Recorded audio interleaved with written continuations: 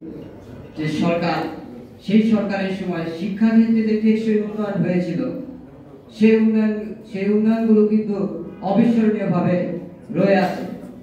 আমরা প্রথমেই বলতে পারি বাংলাদেশের শিক্ষা ব্যবস্থা উপহার দিয়েছিলেন আমাদের সাবেক শিক্ষা প্রতিমন্ত্রী ডক্টর আনম ওয়াইসুল্লাহ মিলন সাহেব, এবং বিএনপি সরকারের সময় আমরা দেখেছি অন্যান্য শিক্ষা কার্যক্রমের যে উন্নয়ন সাধিত হয়েছে, বিশেষ করে 4টি শিক্ষা বোর্ড প্রতিষ্ঠিত হয়েছিল, আইসিটি মন্ত্রণালয় প্রতিষ্ঠিত হয়েছিল, প্রাথমিক ও গণশিক্ষা মন্ত্রণালয় প্রতিষ্ঠিত হয়েছিল। এবং আমরা ওই সময় খেয়াল করেছি যে প্রাথমিক ও গণশিক্ষার বিস্তারে যে বিশেষ পদক্ষেপগুলো নেওয়া হয়েছিল তা অবিস্মরণীয়। আমরা যদি বলি কারিগরি শিক্ষার ক্ষেত্রে বাংলাদেশের প্রত্যেকটি মাধ্যমিক স্কুলে ভোকেশনাল ও কারিগরি শিক্ষা ব্যবস্থা চালু করা হয় কিন্তু বিএনপি সরকারের আমলে। এবং বাংলাদেশের আমরা যে জাতীয় বিশ্ববিদ্যালয়, বাংলাদেশের বৃহত্তম একটি বিশ্ববিদ্যালয়, লক্ষাধিক শিক্ষার্থী রয়েছে, জাতীয় বিশ্ববিদ্যালয় আইন কিন্তু পাশ হয় বিএনপি সরকারের আমলে। এবং আপনারা জানেন বিএনপি ওই সময়ে বেসরকারি পর্যায়ে বেসরকারি বিশ্ববিদ্যালয়, মেডিকেল কলেজ, ডেন্টাল কলেজ সহ সারা দেশে অসংখ্য শিক্ষা প্রতিষ্ঠান স্থাপন করে। এবং যে সকল মেধাবী শিক্ষার্থী আছে, পাশাপাশি মেয়েদের ক্ষেত্রে বিনা বেতনে অধ্যয়নের সুযোগ সৃষ্টি সহ বাধ্যতামূলক শিক্ষা ইতিমধ্যে বেগম খালেদা জিয়ার শিক্ষা ক্ষেত্রে অবিস্মরণীয় অবদান বিষয়ে আমরা একটা লিফলেট করেছি। সারা দেশে 30,000 ক্লাস বিভিন্ন শিক্ষা প্রতিষ্ঠানে আমরা ইতিমধ্যে বিতরণ করেছি। বিভিন্ন জেলা পর্যায়ে আমরা এগুলো পাঠিয়েছি বিতরণের জন্য। তো আগামী দিনেও আমরা এই ধরনের শিক্ষামূলক কার্যক্রম করব।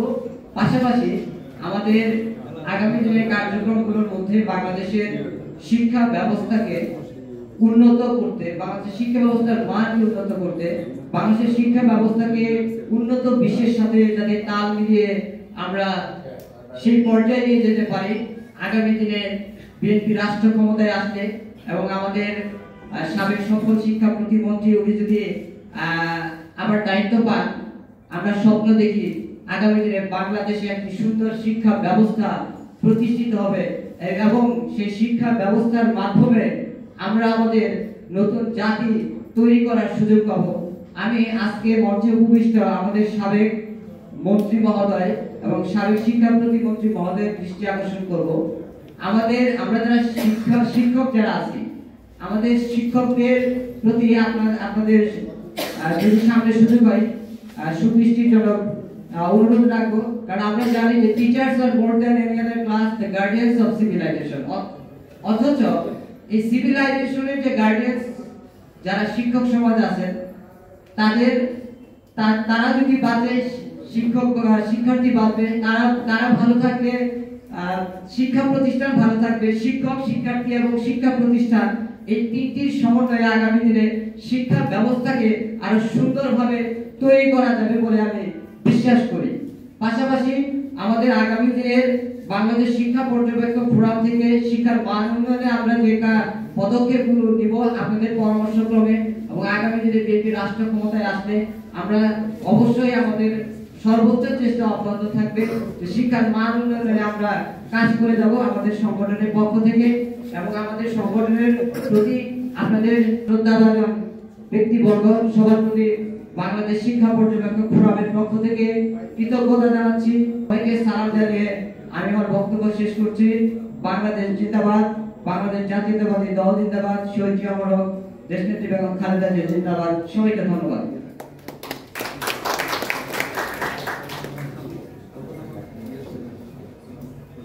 In our school campuses.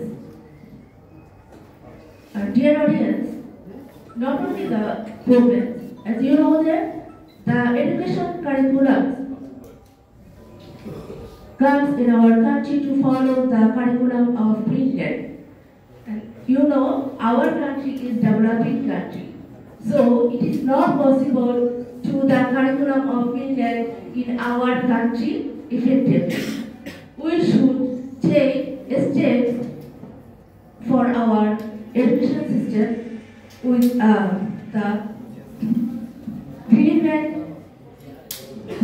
the relevant aspects of our Bangladesh, of our country. dear audience, you know the BNP always has done its activities in favor of Bangladesh, for the people of Bangladesh. And you know our present interim government already took some steps to change the education curriculum, but it was not well planned.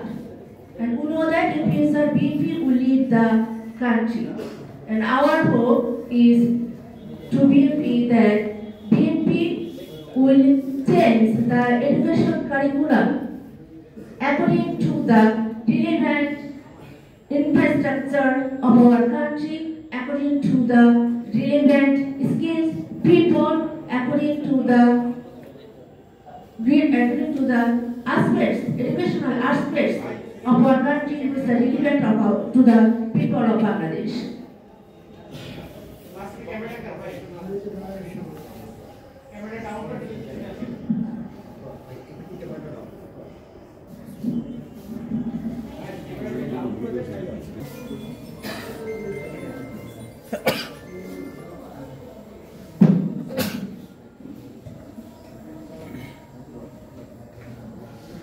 শিক্ষক বাংলাদেশ শিক্ষা পর্যবেক্ষক forum আয়োজিত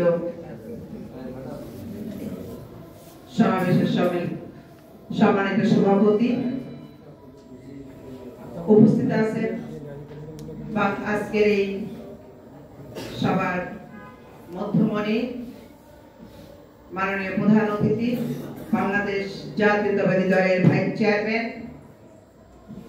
সাবেক মন্ত্রী আমাদের খুলনা ডিভিশনের অত্যন্ত সংগ্রামী নেতা আমাদের নিতাই রায় চৌধুরী অ্যাডভোকেট নিতাই রায় চৌধুরী উপস্থিত রয়েছেন আপনাদের পরিচিত মুখ সারা বাংলাদেশ যিনি শিক্ষার প্রসারের জন্য শিক্ষার মান টেকসইয়ের জন্য শিক্ষার সুব্যবস্থার জন্য ছুটে বেরিয়েছেন আপনারা দেখেছেন গ্রাম থেকে গ্রামান্তর পর্যন্ত উনি চেষ্টা করেছিলেন শিক্ষার মানকে উন্নয়ন করার জন্য খালেদা জিয়ার সেই হাতিয়ার আমাদের প্রাণপ্রিয় সাবেক মন্ত্রী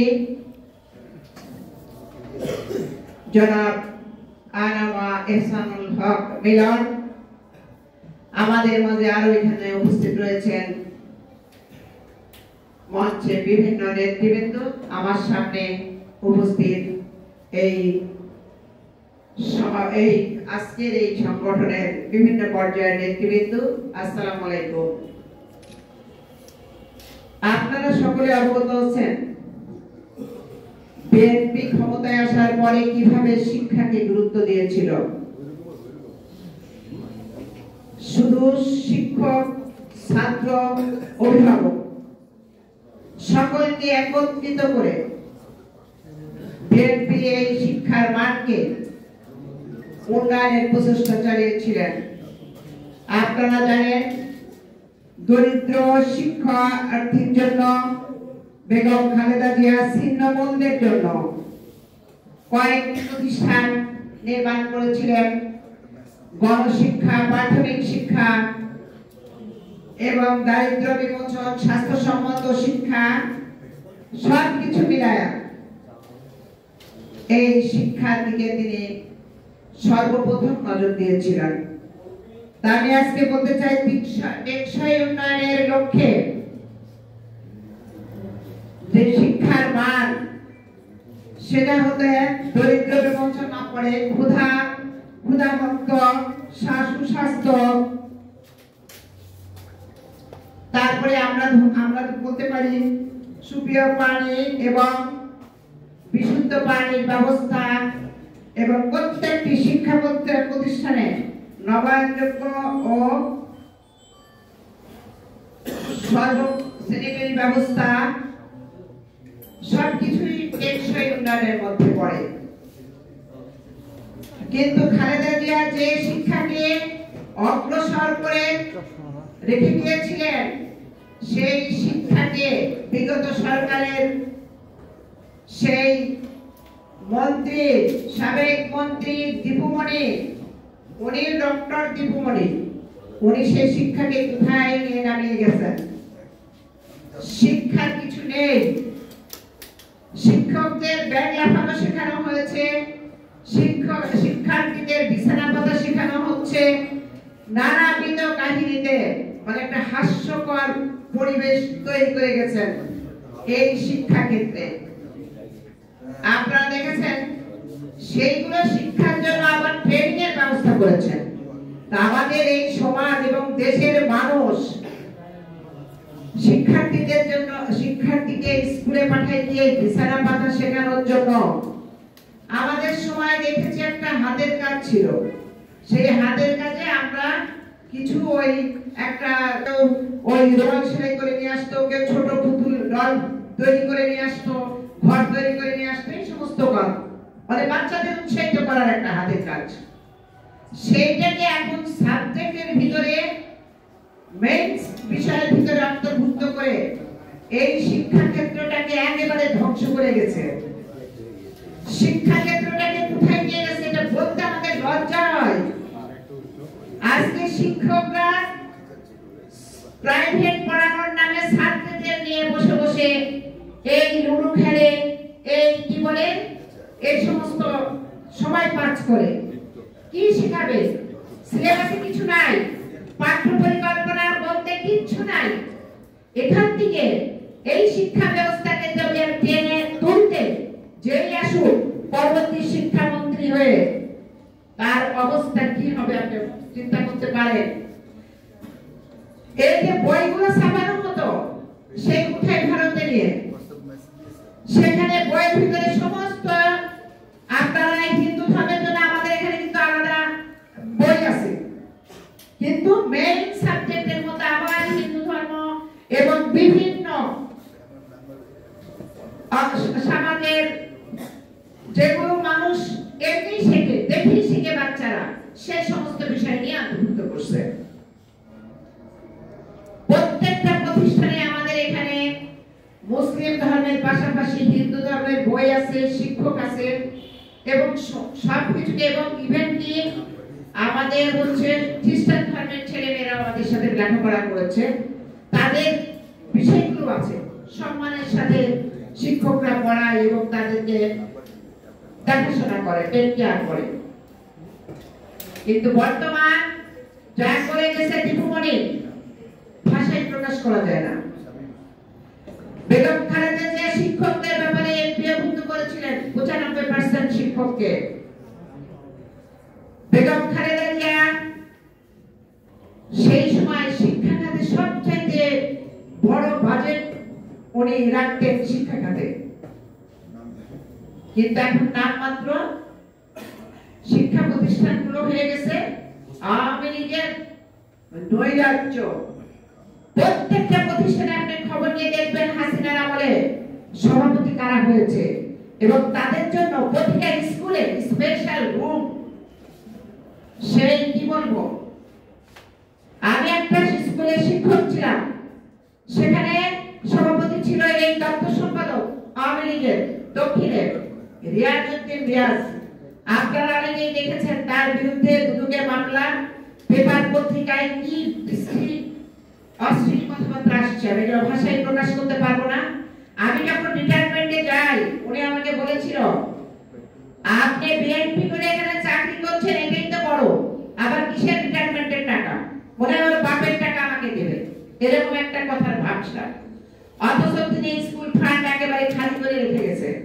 পদ্মা সেতু ওপেন করছে, তখন উনি আমাদের অ্যাকাউন্ট থেকে 9 লক্ষ টাকা তুলে নিয়েছেন পদ্মা সেতুতে বাচ্চাদেরকে নিয়ে যাওয়ার জন্য। সেখানে নাকি প্রধানমন্ত্রীর হাততালি দেওয়া লাগবে। এই সমস্ত কর্মকাণ্ডগুলো তারা করে দিয়েছেন।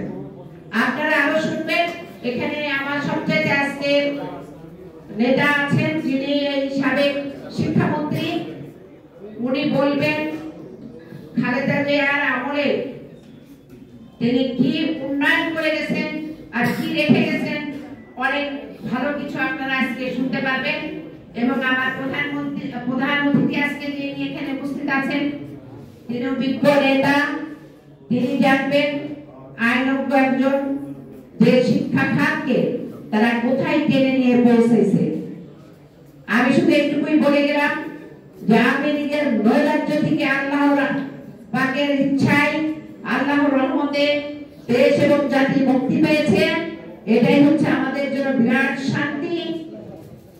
এবং এই নৈরাজ্য যদি চলতে থাকতো তাহলে এই দেশের জাতিকে একটি মূর্খ জাতিতে পরিণত করত আওয়ামী লীগ এবং এই পাশের দেশ সরকার।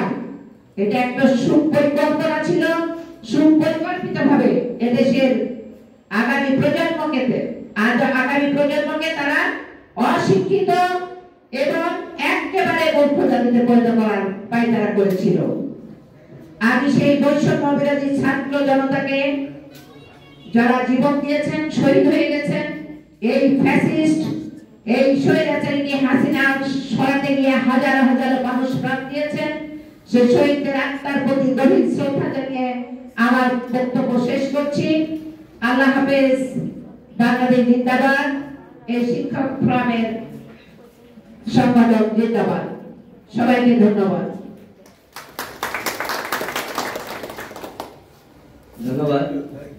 আমাদের মাঝে ইতিমধ্যে উপস্থিত হয়েছেন বাংলাদেশ সুপ্রিম কোর্ট বার অ্যাসোসিয়েশনের সাবেক ট্রেজারার, জাতীয়তাবাদী আইনজীবী ফোরাম কেন্দ্রীয় কমিটির সম্মানিত যুগ্ম মহাসচিব অ্যাডভোকেট কামাল হোসেন মহোদয়। তাকে আসন গ্রহণ করার জন্য অনুরোধ জানাচ্ছি।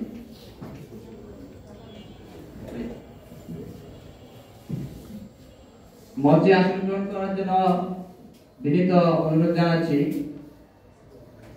Mohammad Mashiqur Rahman Khan, president Bangladesh society for human resource management, সাবেক ডিরেক্টর ওপেন ইউনিভার্সিটি।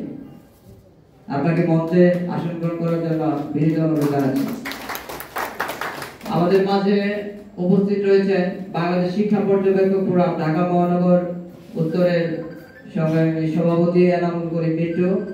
আমাদের মাঝে উপস্থিত হয়েছেন বাংলাদেশ জাতীয়তাবাদী স্বেচ্ছাসেবক দল হাতিঝিল থানা শাখার বিপ্লবী সাধারণ সম্পাদক শাহাবুদ্দিন শিহাব।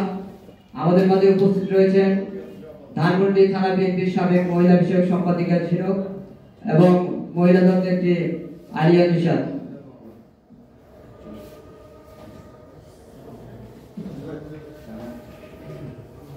এ পর্যায়ে বক্তব্য উপস্থাপনের জন্য বিনীত নিবেদন জানাচ্ছি জাতীয়তাবাদী শিক্ষক পরিষদ চট্টগ্রাম বিশ্ববিদ্যালয় শাখার সম্মানিত সাধারণ সম্পাদক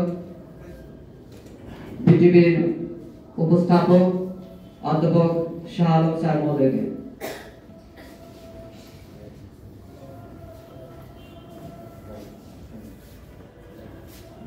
আমাদের মাঝে উপস্থিত আছেন আদালত থানা বাংলাদেশ জাতীয়তাবাদী দল বিএনপি সংগ্রামী যুগ্ম আহ্বায়ক মনোহর হোসেন জীবন। বৈষম্য বিরোধী আন্দোলনে কঠোর আন্দোলনের মাধ্যমে অনেক ব্যক্তি দীক্ষা দিয়েছেন। আমরা বাসীদের পক্ষ থেকে ওনাকে আন্তরিক অভিনন্দন ও মোবারকবাদ জানাচ্ছি।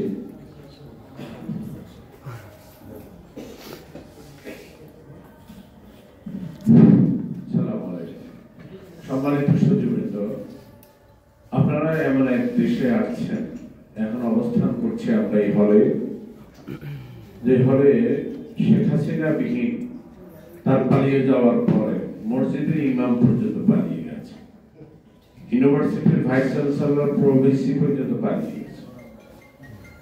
আমি এই জন্য বলছি, আজকে যে টেকসই উন্নয়ন এবং শিক্ষার কথা বলা হয়েছে, টেকসই শিক্ষা বলতেই বিএনপিকে বোঝানো হয়, বেগম খালেদা জিয়াকে বোঝানো হয় এবং শিক্ষা ক্ষেত্রে অবদানের জন্য এহসানুল হক মিলনকে বোঝানো হয়।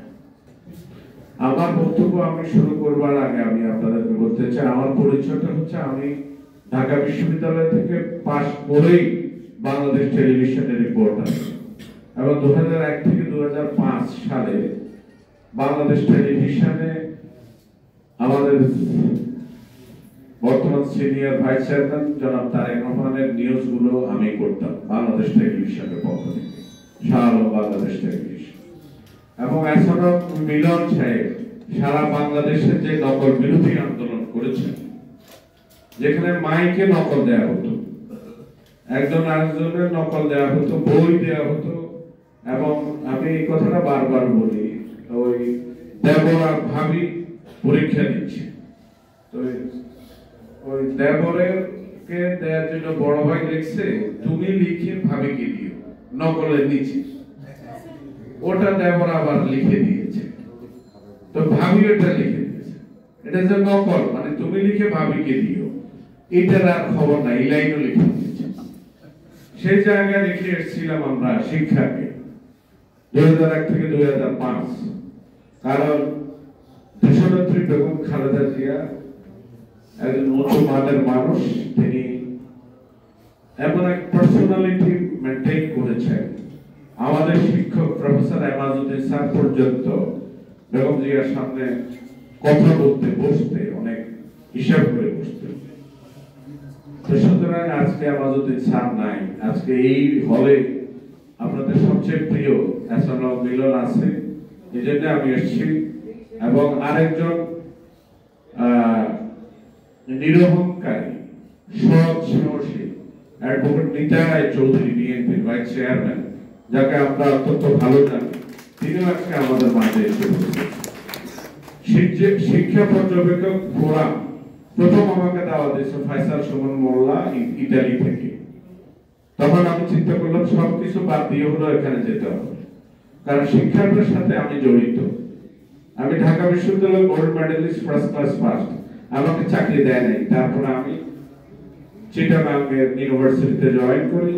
এখন আমি বাংলাদেশ টেলিভিশন চট্টগ্রাম কেন্দ্র থেকে বলছি স্বৈরাচার সরকারের শ্বেতপত্র, এবং বাংলাদেশ টেলিভিশনকেও বলেছি শেখ হাসিনার যত শ্বেতপত্র আছে সব আমাকে দিবা, আমি করব। এখন বিএনপিরও অনেকে কথা বলতে পারে না, কারণ আবার কে জানি শেখ হাসিনা টুক করে ঢুকে যায়।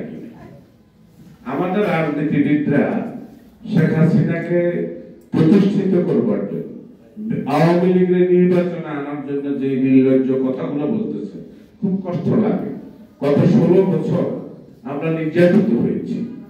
এই হলে যারা বসে আছেন, ফরিদা আপা সহ শিক্ষা পর্যবেক্ষক, মহাসচিব, সভাপতি, আপনারা কখনোই হলে 16 বছর আমরা আসতে পারিনি। আমাদেরকে এখান থেকে মনে হচ্ছে আমরা পাকিস্তান নাগরিক, রাজাকার। ওরা আমাদেরকে বলতো আমরা রাজাকার। তো সুতরাং শেখ হাসিনা পালিয়ে যা, তারেক রহমান বলছে শেখ হাসিনা চলে গেছে না বলা যাবে না, শেখ হাসিনা পালিয়ে গেছে এটা বলতে হবে। এবং আন্তর্জাতিক মিডিয়া তো এটা আছে, সে পালিয়ে গেছে। তো সুতরাং এই যে স্বৈরাচারী ফ্যাসিবাদী সরকার, আপনারা দেখেন আমার দেশের প্রথম সংখ্যা বেরোয়েছে 2 দিন আগে, সেখানে লিখছে যে শেখ হাসিনা ভারতকে বলছিল ঢাকাকে অ্যাটাক করার জন্য। আমাদের 1,500 ছাত্রের রক্তের বিনিময়ে 2024 সালে স্বাধীনতা আমরা পেয়েছি। দর্শতে একটা লোক দীপুমণি বলতে যাইয়া সে নাম বলে গেছে, সে বলল ওই খুকুমণি। এই খুকুমণি ভাইস চ্যান্সেলর নিয়োগ দিয়েছে কোটি কোটি টাকা, এবং এই যে মানে শিক্ষাকে একটা নাটকে পরিণত করেছে, নকলের উৎসব তৈরি করছে। যে নকল আমরা উৎপাদ করেছি এখন মিলনের নেতৃত্বে, সেই নকল আবার এই দীপুমণির নেতৃত্বে। আর আরেকটা উপমন্ত্রী ছিল, আমি তারা বলি বালক উপমন্ত্রী, ব্যারিস্টার নফেল, এটাকে আমি বালক বলি। আমাদের দেশে বলে ওই কাঁচা ফুট থেকে গেলে যেটা হয়, এই ছেলে আমাদের অনেক জুনিয়র, এ কিভাবে মন্ত্রী হয়? তার কোন ইয়া নাই, সে একটি রাষ্ট্র, একটি দলের এবং একটি হিন্দুত্ববাদী একটি সংগঠনের সরাসরি সদস্য, সে শিক্ষামন্ত্রী, উপমন্ত্রী। কিভাবে সম্ভব এই দেশের শিক্ষা? তো সুতরাং আজকে শিক্ষা পর্যবেক্ষক ফোরাম যে দায়িত্ব নিয়েছে, তাদের শুরুটা ভালো, কিন্তু তাদের উপস্থাপনা একটা গরমিল আছে। আমি উপস্থাপনাটা ঠিক করবার জন্য বলবো এবং স্বাগত ভাষণ আপনাদের সংগঠন থেকে দিবেন এবং আমাদের অতিথিবৃন্দ গুরুত্বপূর্ণ বক্তব্য রাখবেন। আমি আর কথা বলতে চাই না। আমি মনে করি যার শিক্ষা বেশি সে যেই গাছে ফল বেশি হয় সেটার মতো জানবে নরম হয়, নিচের দিকে নেমে যায়। আমাদের ঢাকা বিশ্ববিদ্যালয়ের উপাচার্য আমার এক অনুষ্ঠানে এসে তিনি বলছিলেন এই বাংলা যত সুন্দর সব সুন্দরের পেছনে ঢাকা বিশ্ববিদ্যালয়ের অবদান আছে। আমি বলবো এই বাংলা যত সুন্দর এই সুন্দরের অসুন্দর, ব্যর্থতা, দুর্নীতি, করাপশন এটার পিছনে ঢাকা বিশ্ববিদ্যালয়ের অবদান আছে। কারণ ঢাকা বিশ্ববিদ্যালয় হারুনকে প্রডিউস করেছে, ঢাকা বিশ্ববিদ্যালয় আমাকে প্রডিউস করেছে, এছাড়াও মিলনকে করেছে। তো সুতরাং যে দেশে হারুন আছে সেই দেশে আমাদের জায়গা। সুতরাং আমার কথা এক সময় আইজি ডিআইজি শুনতো। গত 16 বছর পুলিশের একটা এসআই সাথে কথা বলতে ভয় পেত, কে জানে ধরে নিয়ে হারুন যদি আমাকে একবার পেত আমাকে 16 বছর রাজ্য থেকে বাইরে করতে। তো সুতরাং আমি অ্যারেস্ট হয়েছি, 2বার ব্রেইন স্ট্রোক করেছি, নীতির কাছে আপোষ করিনি। সুতরাং আপোষহীন নেত্রী বেগম খালেদা জিয়ার নেতৃত্বে আগামী শিক্ষা হবে এবং এই শিক্ষার দায়িত্ব এছাড়াও মিলনকে নিতে হবে এবং নকলমুক্ত হবে, নকলমুক্ত সুন্দর শিক্ষা। আপনি যত সংস্কার করেন, আজকে ডক্টর ইউনূস কমিশনকে বলবো আপনারা যত কমিশন করুন, আপনারা শিক্ষা কমিশনকে আগে নিয়ে আসেন। শিক্ষাকে যদি ঠিক না করেন, শিক্ষা যদি সুন্দর না হয়, শিক্ষা যদি কারিকুলাম সুন্দর না হয়, শিক্ষা যদি নাচ গান বেলুন দিয়ে রুটি বানানি তরকারি বানানি এগুলো হয়, তাহলে এই শিক্ষার 12টা বাজবে। সুতরাং আমরা শিক্ষা নিয়ে কাজ করব এবং শিক্ষা পর্যবেক্ষক ফোরামকে বলবো আপনাদের শুরুটা আমার কাছে খুব ভালো লেগেছে। আপনাদের সাথে আমরা আছি, যখন ডাকবেন আমরা আসবো। তবে এই দেশে ফ্যাসিবাদী শেখ হাসিনা যেন আর না আসে। রাজনীতিবিদদেরকে নিতে চলিয়ে মিলনদেরকে বলবো দয়া করে আপনারা শেখ হাসিনাকে এই দেশে আনবার কথা আর বলিয়েন। এই দেশে তার রাজনীতি অন্তত 20 বছর বন্ধ থাকুক। এই ফ্যাসিবাদ কেন আসে? ফ্যাসিবাদের কারণে আজকে আমরা অসুস্থ ছিলাম। আমার এক বন্ধু সে 200 কতটা মামলা টিফিন ক্যারি করে ভাত নিয়ে যাচ্ছে। তা আমি বললাম কোথায় যাও? যোগাযোগ করে। তা আমি বললাম কোথায় যাও? তা বলছে অফিসে যাচ্ছি। অফিস কোথায়? হাইকোর্টে। সকালে তার হাজিরা শুরু হয়, বিকাল বেলা শেষ হয়। এই ফ্যাসিলিটি শেখ হাসিনা। তো সুতরাং এখন নিউজ আছে, আমার দেশ নিউজ করছে সে যারে অ্যারেস্ট করতো তাকে ইন্ডিয়া নিয়ে যেত। এবং এই শিক্ষাকে ঠিক করতে হবে। এছাড়াও মিলনদেরকে নিয়ে আমাদের আগামী দিনে রাষ্ট্র পরিচালনা আসবে, যে রাষ্ট্র পরিচালনায় ফ্যাসিলিটি শেখ হাসিনা থাকবে না। ধন্যবাদ। প্রধান আলোচক ডাক্তার এসএম হক মিলন সাহেব, বিশেষ অতিথিবৃন্দ, আসসালামু আলাইকুম ওয়া রাহমাতুল্লাহি ওয়া বারাকাতুহু। প্রিয় নেতৃত্ব, 72 পরবর্তী মুহূর্তে বাংলাদেশে মেধা শূন্য করার জন্য শিক্ষা বিপ্লব করা হয়েছিল, আপনারা জানেন। শহীদ রাষ্ট্রপতি জিয়াউর রহমান বিরুদ্ধ 19 দফা যে আধুনিক বাংলার রূপকার হিসেবে শহীদ রাষ্ট্রপতি জিয়াউর রহমান বিরুদ্ধ নিজের আবিষ্কার করেছেন। তার মধ্যে অন্যতম দফা ছিল শিক্ষা ব্যবস্থা। এরশাদ স্বৈরাচার শাসক এসে আবার সেই শিক্ষা ব্যবস্থাকে ধ্বংস করেছিল। 1991 সালে বাংলাদেশ জাতীয়তাবাদী দল বিএনপি, বাংলাদেশ গণমানুষের নেত্রী, গণতন্ত্রের মাজননী বেগম খালেদা জিয়ার নেতৃত্বে আবার শিক্ষা বিকাশ ঘটেছিল বাংলাদেশে। 96 পরবর্তী মুহূর্তে একতান্ত্রিক বাকশাল কায়েম করা মরুক শেখ মুজিব, কম্বলচোর মুজিবের ডাইনি খুনি হাসিনা আবার ধ্বংস করল শিক্ষা ব্যবস্থা। আল্লাহ মহান আল্লাহ তাআলা অশেষ রহমতে আমরা তখন কনিষ্ঠ একজন শিক্ষামন্ত্রী পেয়েছিলাম, এছাড়া রকমিলন, যিনি শিক্ষা মেরামত করার জন্য বাংলাদেশ চষে বেরিয়েছিলেন। প্রত্যেকটা উপজেলা জেলায় চষে বেরিয়েছিলেন বাঙালি মানুষকে সুশিক্ষায় শিক্ষিত করার জন্য।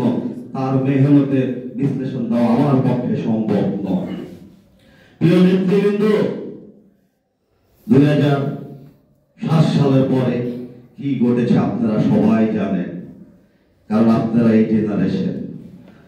আমি 90 দশক থেকে ছাত্র আন্দোলনের সাথে সম্পৃক্ততা ছিলাম, ছাত্র দলের সাথে ছিলাম। 2000 দশকের থেকে আমি যুব দল করেছি। 2016 থেকে আমি বাংলাদেশ জাতীয়তাবাদী দল বিএনপি রাজনীতি করি। আমার প্রাণের সংগঠন ছাত্র দল বিদায় বৈষম্য ছাত্র আন্দোলনে ছাত্রদের পাশে দাঁড়িয়েছি। আপনারা শুনলে অবাক হবে, 124টি মামলা আমার নামে, বৈষম্য ছাত্র আন্দোলনের 17টি মামলা আমি 1 এবং 2 নাম্বার আসামি। 24 তারিখে জুন হয়েছি, 5 তারিখে সিজিবি থেকে আপনাদের সামনে আল্লাহ তাআলা পাঠিয়েছে বিদায়। আজকে এখানে দুইটা কথা বলতে পারতেছি। শহীদ রাষ্ট্রপতি জিয়া রহমানের 19 দফাকে মেনে নিয়েছিলেন গণতন্ত্রের মা জননী বেগম খালেদা জিয়া, আর এখন তাদের জ্যেষ্ঠ পুত্র জনাব তারেক রহমান অ্যাক্টিং চেয়ারম্যান বাংলাদেশ জাতীয়তাবাদী দল বিএনপি যে 31 দফা দিয়েছে, সেই 31 দফা ইনশাআল্লাহ আবার এখানে রক্তলন সাহেব যদি আসে, সেই শিক্ষা ব্যবস্থা বাংলাদেশ ফিরে যাবে। যে শিক্ষা বাংলাদেশ যদি শিক্ষিত হবে, আটাউটি না রাস্তাঘাট এবং তুলার বালিশ একটা দেখছেন, কলা গাছ কি যেগুলি বলতে গেলে বিশ্লেষকরা বলেছেন ধরা একটা দিবে। আমরা শুধু সাবেক ছাত্র নেতা হিসেবে যে মিলন ভাইকে দেখেছি, পায়ে হেঁটেছে, রিকশায় চলেছে এবং চলতে যেমন ভেরিডিক ব্যাগ চুরির মামলাও খেয়েছে। আমার কষ্ট লাগেনি যখন ইসলামী মিলন সাহেবের মতো মানুষ এতগুলি মামলা খেয়ে তরুণ বয়সে বাংলাদেশ জাতীয়তাবাদী দল বিএনপি নেতৃত্ব দিয়েছে। তারা ছিল আমাদের অনুপ্রেরণা। তাই আমার আজকে এতগুলি মামলা এখনো চলমান 100+ মামলা, আমার কষ্ট লাগে না, কারণ আমাদের অনুপ্রেরণাটা এখনো জীবিত। আমি আশা ব্যক্ত করব বাংলাদেশ জাতীয়তাবাদী দল বিএনপি রাষ্ট্র ক্ষমতায় এসে আবার শিক্ষা ব্যবস্থা মেরামত করবে তারেক রহমান মিলন ভাইদের নেতৃত্বে। বাংলাদেশ জাতীয়তাবাদী দল বিএনপি জিন্দাবাদ। শহীদ রাষ্ট্রপতি জিয়া রহমান বীরত্ব মমরক। আমাদের গণতন্ত্রের মা জননী দেশনেত্রী বেগম খালেদা জিয়া অসুস্থতা, ওনার সুস্থতা কামনা করছি। তারেক রহমান বীরের বেশে আসবে ফিরে বাংলাদেশে, এই প্রত্যাশা রেখে আদালত বিএনপি জিন্দাবাদ। সকলকে ধন্যবাদ।